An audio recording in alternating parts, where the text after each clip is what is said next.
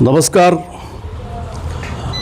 ભારત અને અમેરિકા વચ્ચે થયેલ ટ્રેડ ડીલ એ મહામાનવની ઐતિહાસિક ભૂલ સમાન છે.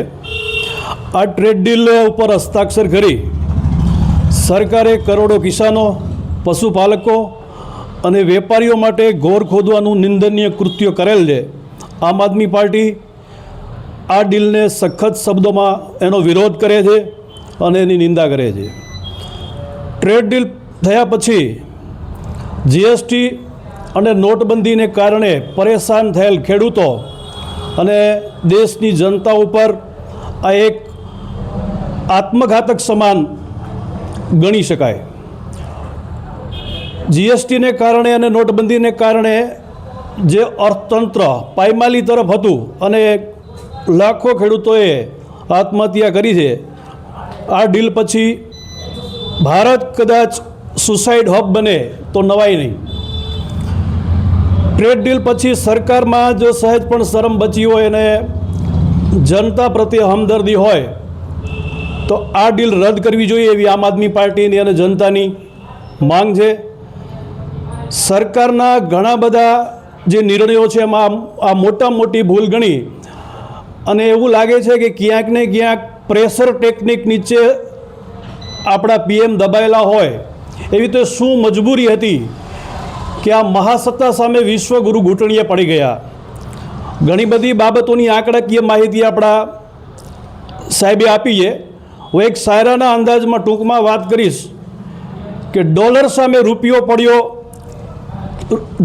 રૂપિયો ગયો તળિયે, મહાસત્તા સામે વિશ્વગુરુ પડ્યા ઘૂંટણીએ.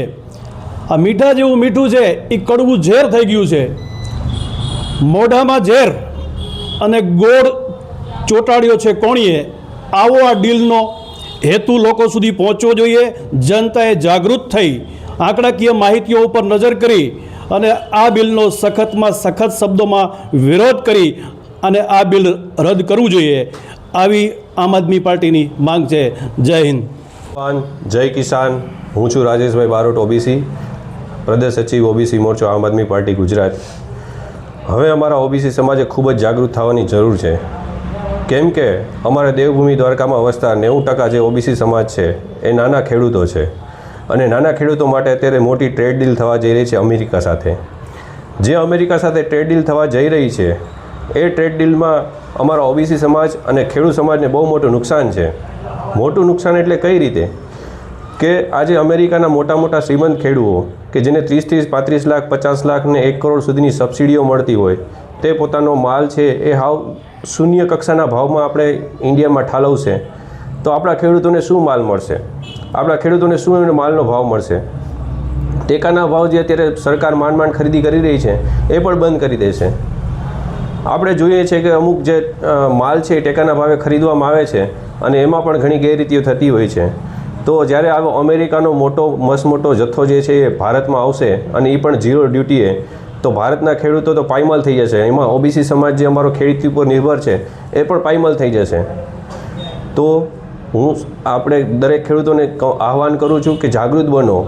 ઓબીસી સમાજના ખેડૂતો છે, દરેક ખેડૂતો છે, જાગૃત બને અને જાગૃત બનીને આ ટ્રેડ ડીલનો ખૂબમાં ખૂબ વિરોધ કરવો જોઈએ. અને પશુપાલકોએ પણ વિરોધ કરવો જોઈએ. કેમ કે માલધારી સમાજ છે એ અમારા ઓબીસી સમાજમાંથી આવતા સમાજો છે બધા કે જેને પશુપાલનના જે ડેરીના ઉદ્યોગના જે પૂરતા ભાવ નથી મળતા એ પણ ઘટી જશે. તો લોકો જાગૃત થાય અને એના માટે હમણાં આમ આદમી પાર્ટી એક ટોલ ફ્રી નંબર બહાર પાડવાની છે કે જેના માટે લોકોને જાગૃતિ વધારે મળે. માટે વિનંતી કરું છું કે જાગૃત બનો અને સશક્ત બનો. જય જવાન, જય કિસાન.